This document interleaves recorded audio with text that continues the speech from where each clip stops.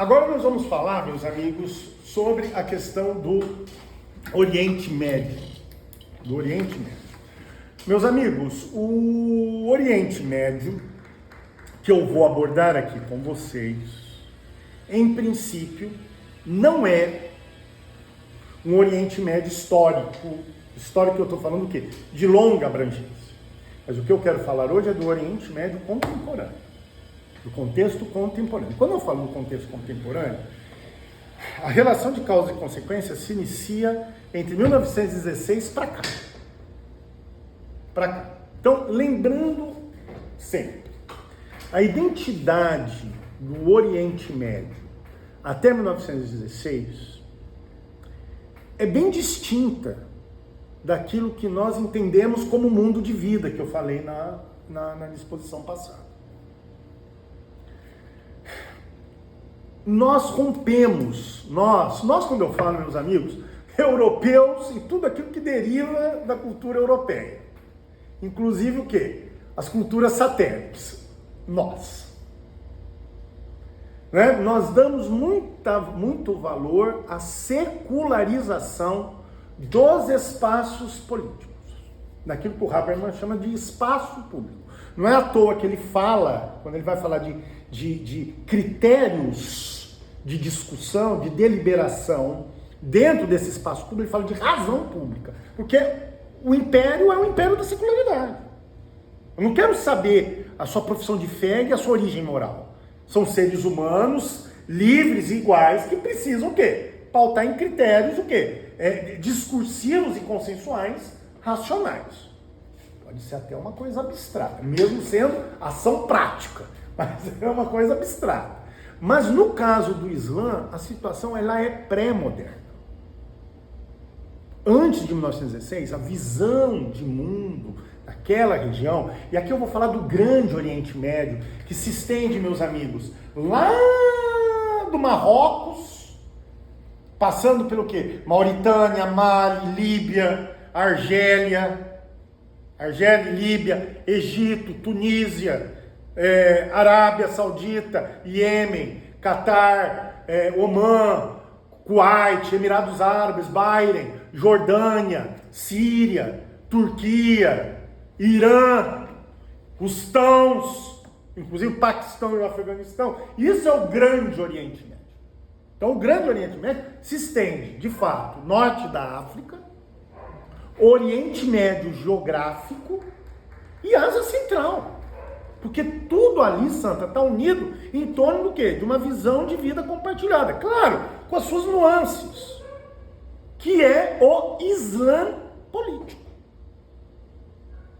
Então o Islã, meus amigos, é muito mais do que uma religião. Claro que o fundamento é religioso. Não há como separar a vida política da vida religiosa, a vida familiar da vida religiosa. Hoje a gente consegue falar, não, coisas de Estado é de Estado, coisas da igreja é da igreja. Lá não era bem assim, continua em alguns lugares a não ser. Tá claro aqui, Santa? Tá claro? Então, isso é o ponto. Então, só lembrando, o Islã nasce como uma religião, Islã vem do termo Aslan ou Islamatum, que significa ou a religião da paz ou a religião da submissão. Submissão a quem? A Deus. Isso não é novidade nenhuma, porque lembra-se que no judaísmo clássico, o verdadeiro Deus, o verdadeiro soberano, o verdadeiro rei, era Deus. Davi não era o rei. Salomão não era o rei. Ele era o arauto político, a manus longa, ou melhor, a longa manus, a extensão da mão de Deus, o quê? Na terra.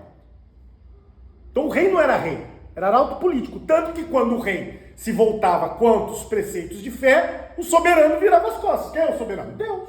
E aí o quê? O rei e o reino caiu em desgraça, na lógica bíblica. No Islã é a mesma coisa.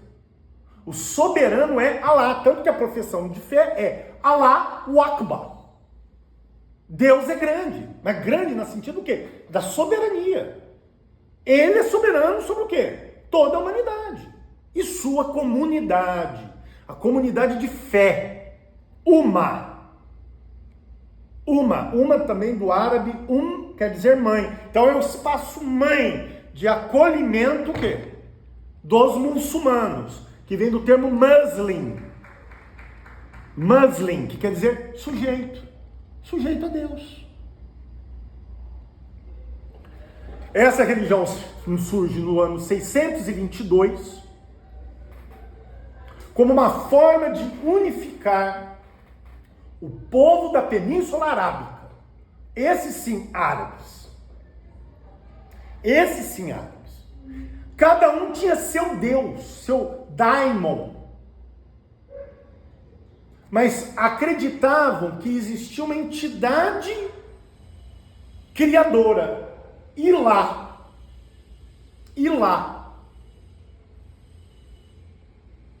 Que ao criar o mundo, dá o quê? Um recado aos homens. Que o mundo é corrupto.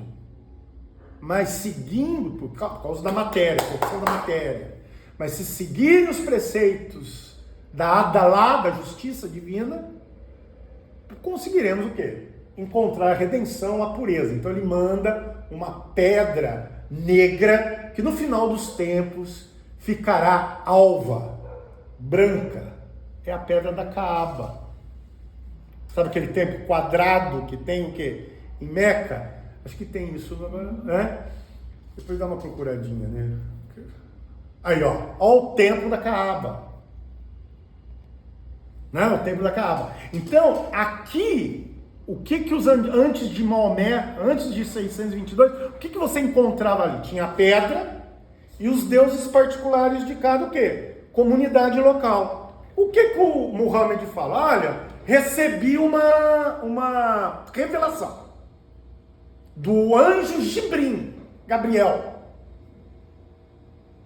Só há um Deus e este é Allah. E você será o profeta. Essa é a outra palavra de fé. Me arrepio, só porque eu adoro essas coisas.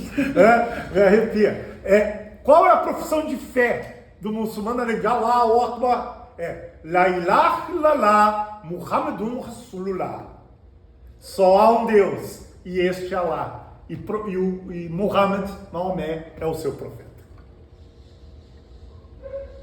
Então, a partir de então, cria-se um processo de ruptura, tanto que o nosso amigo Maomé com seus discípulos foge de Meca, 622.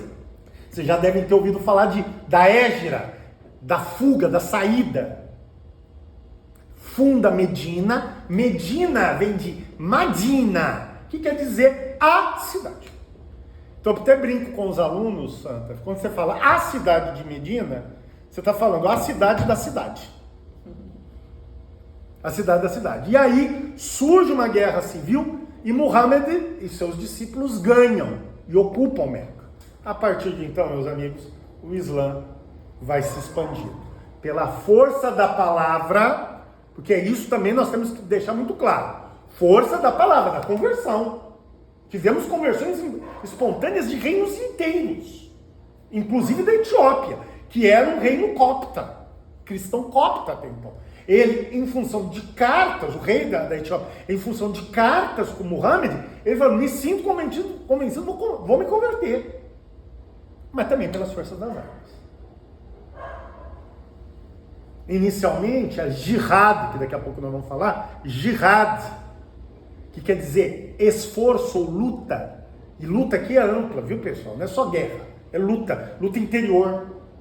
A jihad é defensiva, mas ela pode ser ofensiva também.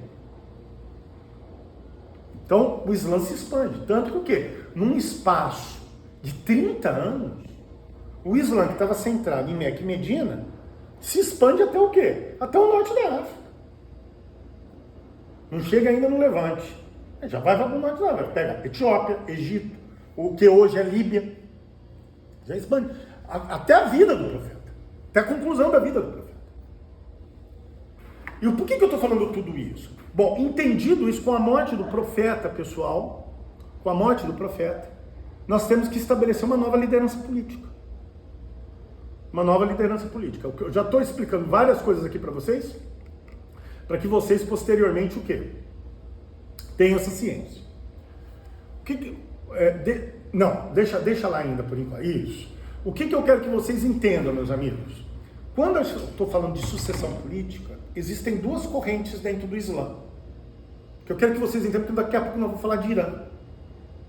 Duas correntes. A corrente que defendia que a comunidade, a Ummah, olha lá, Ummah, tá aí, vocês estão lendo aí, Tawhid Ummah. A comunidade deveria eleger o representante do profeta. Representar no árabe, Hilafá, o Khilafa. Daí que vem o termo califa, o representante. Lembrando, dentro da lógica cristã, sempre fazendo comparações, cristianismo e judaísmo. Lembre-se que a presença de Deus na terra se faz dentro da sua comunidade, a comunidade cristã, a comunidade judaica, por meio de uma expressão que a gente chama no cristianismo de Espírito Santo e no hebraico, Shekhinah.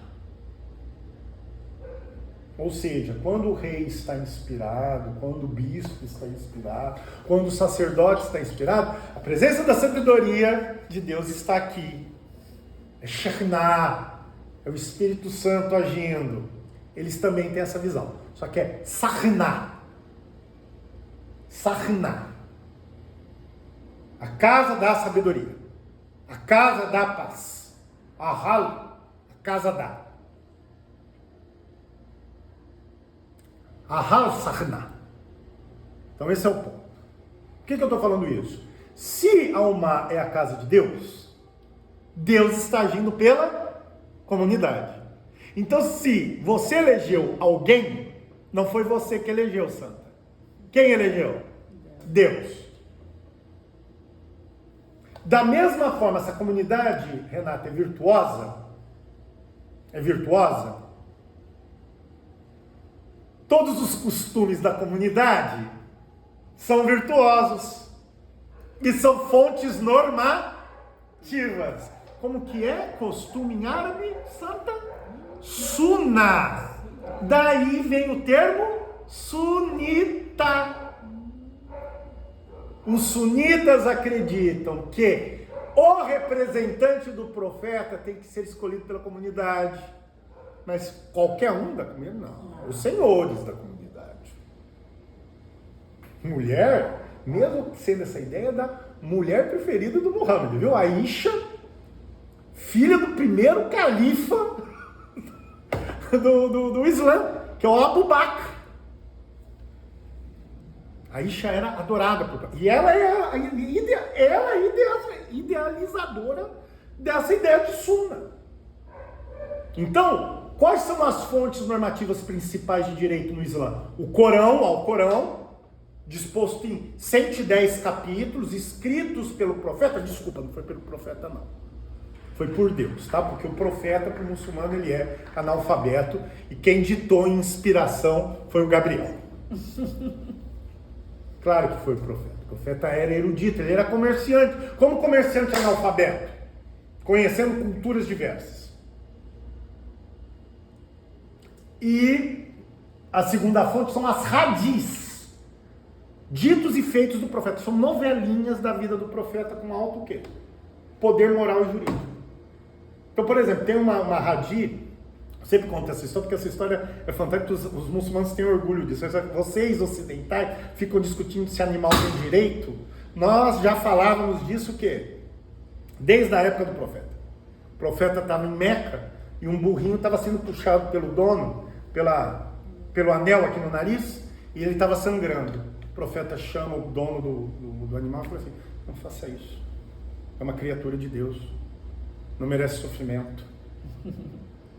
O dono diz: ó, eu sou seguidor do Senhor, te respeito. O Senhor é o meu guia, mas o bem é meu. Com o meu bem eu faço o que eu quero. O profeta, numa serenidade, fala: não, realmente você tem razão. O bem é seu. Você faz o que você quer. Quanto custa esse animal? Custa tanto assim. Discípulos, vem cá, me traz as moedas. Ele pega as moedas e fala assim: ó, vende para mim. Eu compro até por mais. Cara, se o senhor vai comprar, vou, compra. Na hora que ele pega o burro, fala para os discípulos, soltem um animal na nossa propriedade, deixem ele livre. Mas o senhor não vai usar esse animal? Eu falo, não, eu quis dar um recado. Aos olhos de Deus, todas as criaturas merecem o quê? O respeito, o amor de Deus. Então não é porque não é um humano, um animal não humano, que ele será maltratado pelo humano. Direito animal.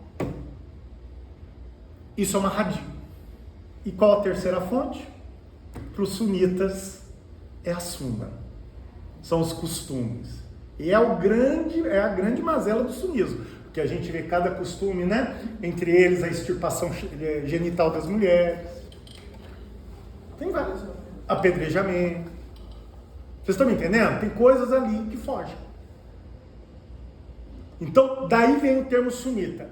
E o que? Do outro lado, quando o profeta morre, lembrem-se que Muhammad tinha uma filha, com Khadija, que é Fátima. Fátima, Nossa Senhora de Fátima. Mal sabemos nós que esse termo Fátima é um termo muçulmano, porque Portugal um dia foi o quê? Foi terra de muçulmanos. Nossa Senhora de Fátima. Fátima, filha do profeta. Fátima foi casada com o primo do profeta, Ali. E aí há uma corrente que diz o seguinte: só pode ser sucessor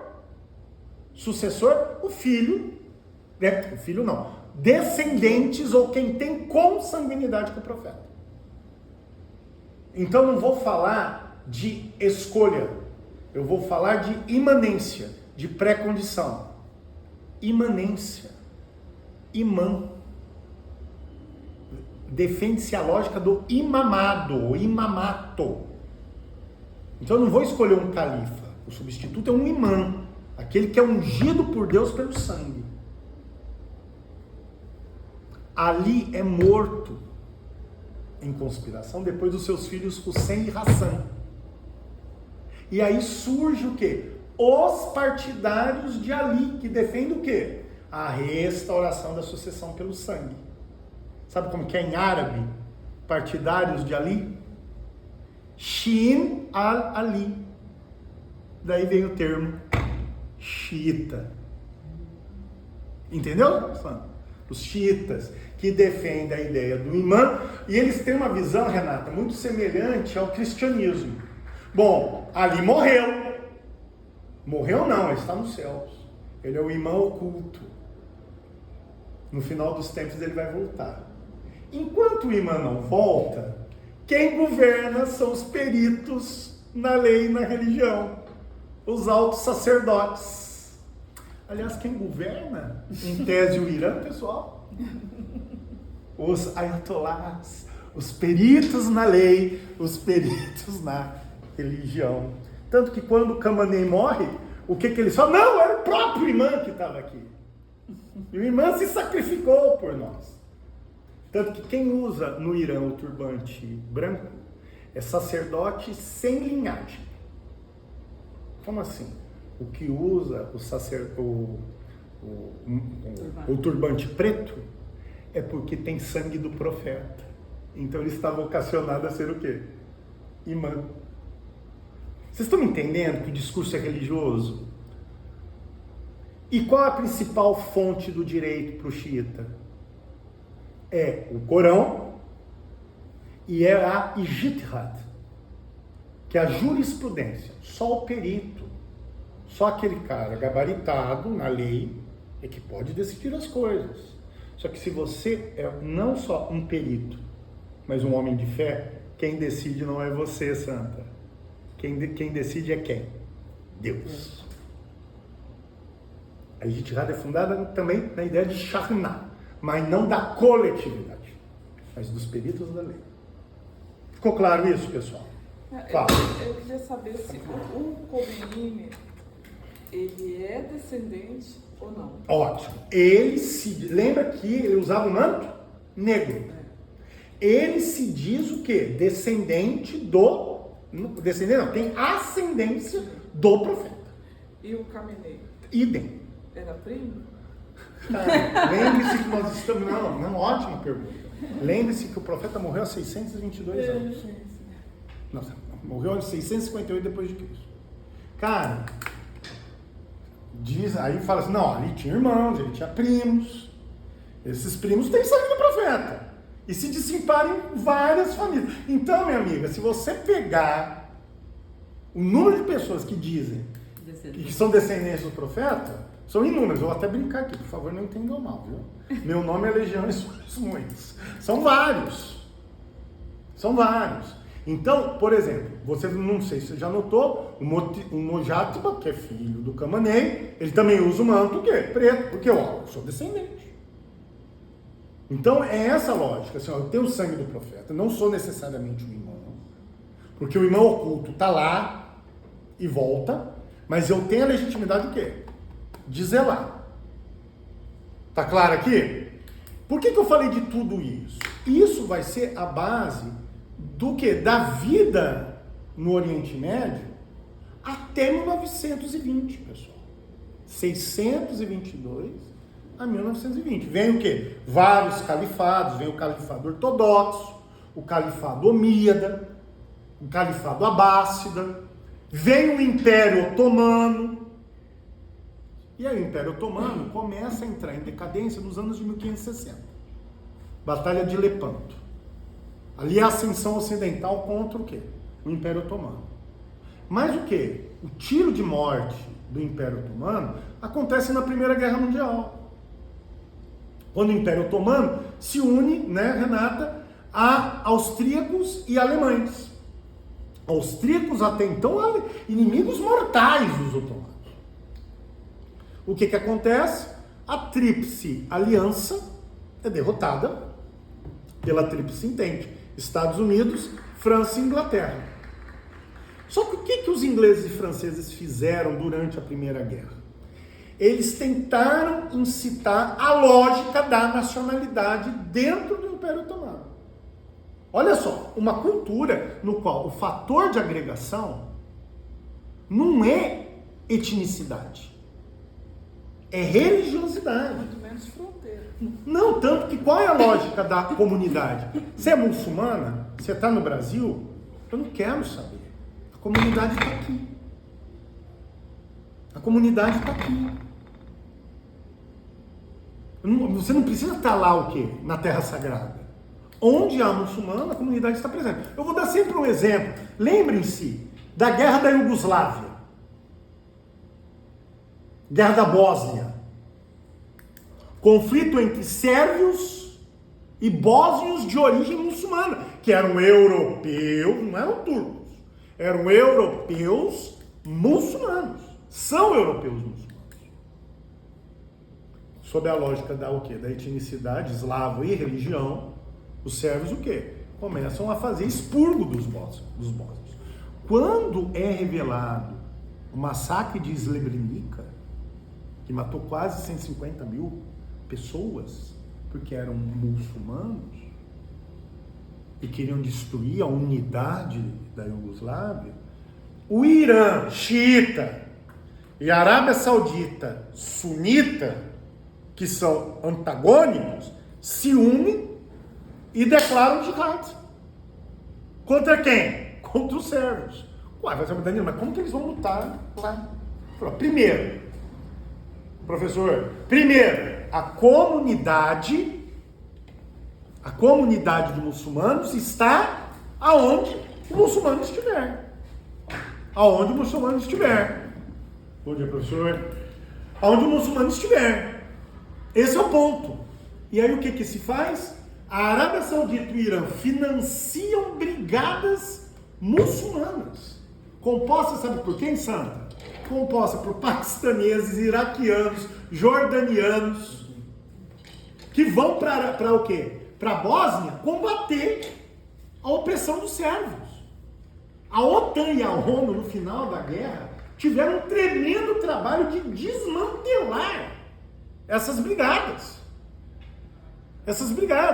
Isso, cara, jihad fundado no quê? Na ideia da comunidade. Onde tivermos muçulmano, teremos o quê? Comunidade. E nenhum muçulmano tem uma hadi. Nenhum muçulmano pode dormir tranquilo, ciente que o outro irmão passa aflição. Eu pego em armas. Isso é jihad al-sugra, esforço ou luta menor.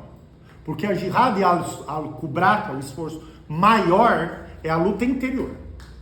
Você não tem que ter a casa de Shahriná contigo, a casa da paz e da sabedoria, só que você é um ser humano. Então você está em eterno conflito. No nosso contexto cristão, professor Rogers, místico, eu tenho um apreço muito grande pela cultura americana nessa parte, principalmente em estudos de maçonaria, é o vitriol. Toda vez que eu tenho que desbastar a pedra bruta interior, eu entro em conflito. Um conflito interno. É a luta do bem e do mal contra mim. Para ascender, eu tenho que o quê? Cavar buracos e combater o quê? Os meus vícios. Então essa é a lógica. Tá claro aqui, Sandra? Tá maçante? Tá chato? Não. Então é isso que eu quero que vocês entendam, meus amigos. Então essa é a lógica. Então ficou claro isso? Eu quero mais. Então, meus amigos, essa é a lógica do Islã, inclusive dentro do quê? Da perspectiva da Tawhid, comunidade. Aquilo que eu te falei, nenhum muçulmano pode dormir tranquilo, ciente que seu irmão passa necessidade. Isso é Tawhid, professor. Unidade. Aquilo que eu estava falando com o senhor ontem, existe uma transição identitária no Islã entre o mundo pré-moderno e o mundo moderno. Existe uma individualidade, mas não é uma individualidade propriamente solipsista, ocidental, liberal. Mas o que? Existe ainda essa individualidade comprometida com um senso o quê? De serviço, de participação com a coletividade. Eu não sou nada sem a minha coletividade. Porque se eu sirvo a comunidade, eu estou servindo a Deus, é a Dalá. Se o palco dos desígnios de Deus é a comunidade, eu sirvo meu Deus o quê? Dentro da comunidade. Dentro desses princípios. Isso é Tawhid, unidade. E eu estava falando, professor, que isso era a visão de mundo do Islã até 1920. O que os ingleses e franceses fazem? Incitam contra o Império Otomano, dentro das comunidades sujeitas à autoridade turco-otomana, a lógica da nacionalidade, que a gente também já estava falando, eu e o senhor, a mudança de comportamentos religiosos para comportamentos seculares. Então, os ingleses vão incitar movimentos nacionalistas armênios, árabes, contra os turcos, durante a Primeira Guerra, para enfraquecer o Império. Ou seja, o Império não vai lutar só contra o inimigo, mas ele tem que lutar contra problemas internos. Então ele incita uma guerra civil. Quem incita uma guerra civil? Ingleses e franceses. E secretamente, eles criam um acordo chamado Pacto ou Acordo de Sykes-Picot, em 1916. Onde os franceses e ingleses dizem o seguinte, nós vamos ganhar do Império Otomano. Ganhando do Império Otomano, nós vamos ter o quê? Vamos dividir o Oriente Médio entre nós. Já estava claro ali que ingleses ficariam com o que hoje nós chamamos de Iraque, que na época era Mesopotâmia, foi uma invenção do Churchill, almirantado, ele era chefe do almirantado britânico na época.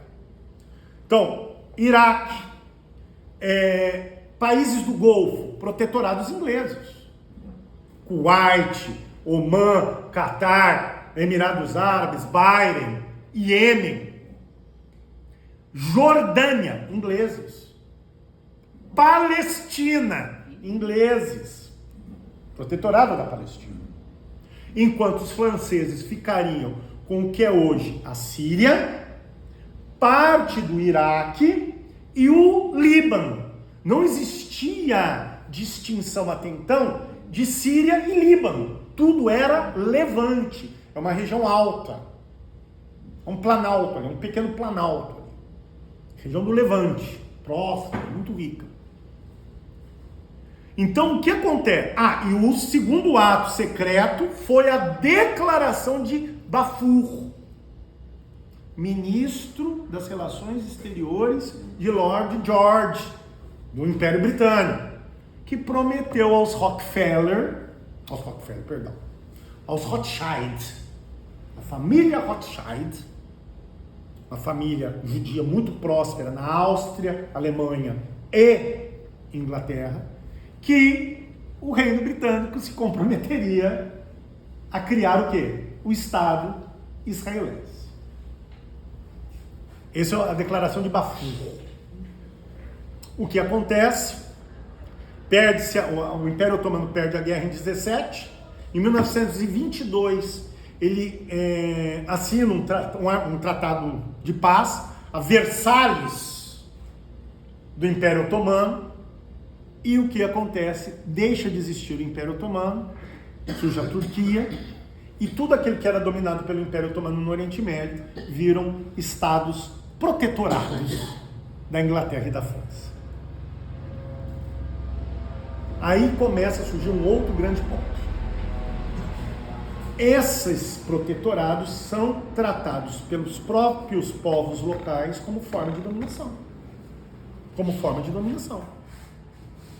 Então, assim, olha, a lógica que o Ocidente chegou a um patamar civilizacional e que tinha a vocação de levar os valores para os dominados. Então, por trás do altruísmo, o egoísmo. Esse é o ponto. Então, uma opressão às tradições, à cultura. O que acontece, nós vamos perceber o quê? Que surgem dois grandes movimentos. Um movimento emancipatório de natureza secular, que são os arabistas, ou pan-arabistas, que defendem uma lógica de criação identitária nacional própria, no qual nós tivemos como grande expoente o coronel e depois presidente Abdel Nasser, do Egito. Ele já participava desse processo desde a década de 20, mas ascende efetivamente ao poder em 47. E do outro lado nós temos um movimento, agora pode até mudar, Renatinha, um movimento de cunho restauracionista, que são o quê? Os movimentos santa de restauração do Islã político. Então eu coloquei aqui alguns expoentes do Islã político sunita, que é aquele com chapeuzinho, o Hassan al-Banna, aquele de bigodinho em cima, tem um olhar até singelo, mas era uma pessoa bem firme, que é o Said Qutb, e lá no Paquistão, aquele barbudinho ali, o Maudud. Eles defendem o quê? Que a emancipação só vem pela restauração dos valores políticos, morais e religiosos, que eu estou falando de Tawhid, de nova unidade, não tem como separar o secular do religioso do Islã. A restauração do Islã político sunita. Só lembrando, quem é al-Banna? Vocês já ouviram falar nele. Ele é o fundador, professor da Irmandade Muçulmana. A mesma Irmandade Muçulmana que vai liderar a Primavera Árabe que você acompanhou. Que de primavera não tem nada, porque primavera é ventos da modernidade. Aqui não. O movimento de o quê? Combate às ditaduras seculares e a restauração de um Islã político. A Irmandade Muçulmana, minha nega, nasce, Renatinha, como um movimento de caridade, de assistência. De assistência. O que é movimento de assistência aqui? A Irmandade é composta por profissionais liberais, professores e grande parte de professores, que é muito interessante, engenheiros, homens das exatas. Eles o quê? Se cotizam financeiramente para financiar bolsas de estudo a jovens de comunidade carente. Financiam a criação, inclusive, de faculdades e universidades. O intuito é esclarecer, mas sobre o quê? A lógica identitária islâmica. Então, educar e formar. Educar e formar. E preparar. Para resistir, inclusive. Para resistir. Só que, professor Rogers, o Hassan, no primeiro momento, não tinha um compromisso de pegar em armas. Até que aconteceu o massacre dos palestinos em 1937. Os palestinos se revoltam contra a presença judaica constante, né, das ailas, sob apoio dos ingleses. Os ingleses o quê? Passam fogo nos palestinos. E aí a Irmandade toma a decisão de se tornar também o quê? Não só um movimento de caridade, um movimento de assistência, mas um movimento de insurgência. Insurgência armada. E eles radicalizam o discurso, Santa, meus amigos. Porque, na verdade, lembra que eu falei para o senhor ontem dos jahiliyas, dos falsos muçulmanos?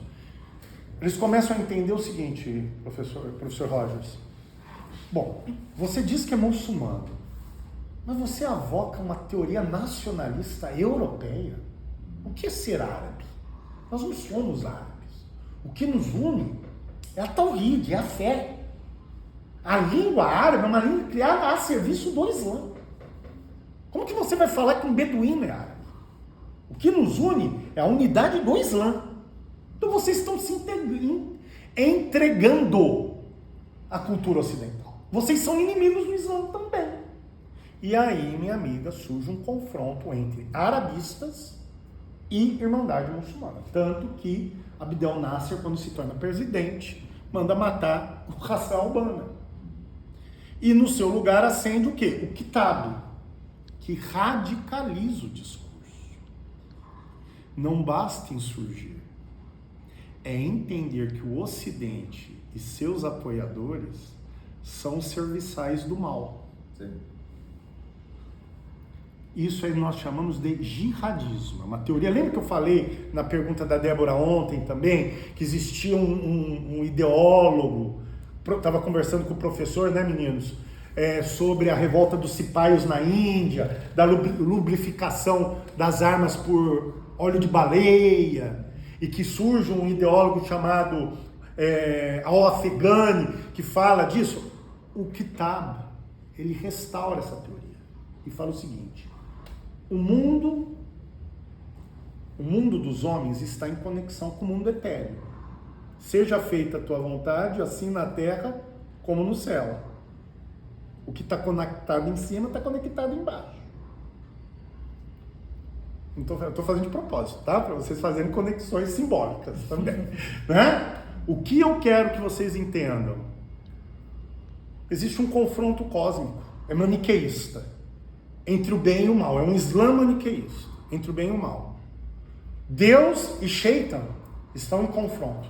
Os anjos caídos e os anjos de Deus estão em confronto. Eterno entre o bem e o mal. Só que isso se reproduz aqui. Quem é o bem, professor Rogers? A comunidade, é o Islã. Quem é o mal? As forças opressoras do Islã, as forças ocidentais, inicialmente a Inglaterra e a França, depois os Estados Unidos e a União Soviética. Lembra que a gente falou dos mujahidins? Mujahidin vem do termo jihad, tá? Não são cavaleiros da liberdade. É aqueles que exercem a jihad. Mujahid. Mujahid. Até porque, como você relembrou na Guerra da Bósnia, não sei nem como dizer essa palavra, mas o ódio russo contra a Bósnia e contra as autoridades da Iugoslávia foi que o mundo ficou totalmente atônito ao saber que dentro do regime comunista tinha uma nação totalmente religiosa. Como é que isso pôde acontecer? Como é que isso escapou da autoridade sérvia, que era a autoridade da Iugoslávia? E a Rússia incitou que a Sérvia, como sempre foi dona da Iugoslávia, que ela atacasse isso, porque isso expunha toda a fragilidade do bloco comunista. Sem dúvida. Não é para ter religião. Como é que tem uma nação inteira religiosa e islâmica? Então isso tudo... E a Rússia vem nesse lado também. Já uma Rússia que tenta resgatar a sua identidade nacional. Sim. Tanto que uma coisa que eu falo, Renato, professor Rogers, eu vejo muitas semelhanças em alguns pontos da história norte-americana e russa. Ontem nós falamos do Destino Manifesto, a ideia da missão inicialmente dos presbiterianos, dos quakers nos Estados Unidos, e a sua secularização depois, essa visão secularizada de faróis da liberdade. Não se esqueça que e expandindo para onde, né, professor? Para o oeste. A Rússia, até hoje, isso ainda com a queda da União Soviética, restaura-se. Inclusive por causa do Putin. Putin é o grande restaurador dessas identidades. Moscou é a terceira Roma. Quem é a primeira Roma? A Roma de Pedro. Qual é a segunda Roma? Constantinopla dos bizantinos, terra de Santo André. A terceira Roma é Moscou. Então, qual é a obsessão dos russos imperiais? Expandir para o leste. Quem era o grande inimigo dos russos? Os muçulmanos turco-otomanos. Então eu falo que os russos também têm seu destino manifesto. E é por isso que, entre outras coisas, eu vejo uma legitimidade no agir de soviéticos e norte-americanos na Guerra Fria. A Internacional Comunista, como a Internacional Liberal, tem também matriz religiosa universalista. A Nova Roma de um lado e a vocação presbiteriana de outro. Essa é a lógica. Tanto é que a igreja ortodoxa vem com muita força. Como fator de agregação identitária. E eles até retiram a autoridade da Grécia. Sim, Constantinopla é meramente moral. E passa para Moscou. Sem dúvida. Tanto que o patriarca de Moscou tem autonomia. Plena autonomia. Aliás, só para a gente não fugir muito do contexto, porque isso daqui é importante também falar. A identidade russa contemporânea se assenta o quê? Em duas coisas. A tradição imperial russa, onde a religião é muito forte, e a história da grandeza soviética. Não é à toa que o Putin teve a oportunidade de substituir o hino por um outro hino e manteve o hino soviético com alguma modificação nas letras. Manter o quê? O brio, o orgulho daquilo que os russos um dia foram. E buscar a restauração. Aliás, que hino bonito, né? Eu adoro o hino soviético, né? Tem hora que eu me pego cantando o hino soviético. Meu filho fala, para de cantar, cara. De tão bonito que é. Mas é isso. E olha que eu sou liberal, hein? Eu sou liberal. Mas vamos lá. Mas é interessante, Danilo, só para complementar, que muitos intelectuais norte-americanos, até políticos, eles zombavam muito do Lenin no seguinte sentido, que praticamente o Império czarista se destruiu na Primeira Guerra Mundial. Sim. Né? E quando o Lenin começa a construir a União Soviética, os norte-americanos zombavam, olha, isso aí é um novo czar, porque você só está reconstruindo as fronteiras do Império Czar. E o Lenin ficava irado, como é que podem vocês me acusarem de czar, eu não aceito.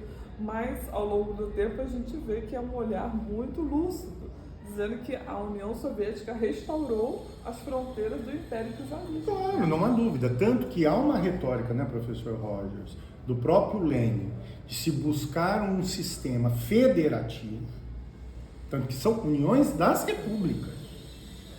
Só que o quê? Esse processo de autonomia foi minado pelo próprio Lenin e ainda com o apoio do Trotsky, que era chefe do Exército Vermelho na época, porque a gente culpa muito Stalin, mas o ovo da serpente é colocada pelos dois.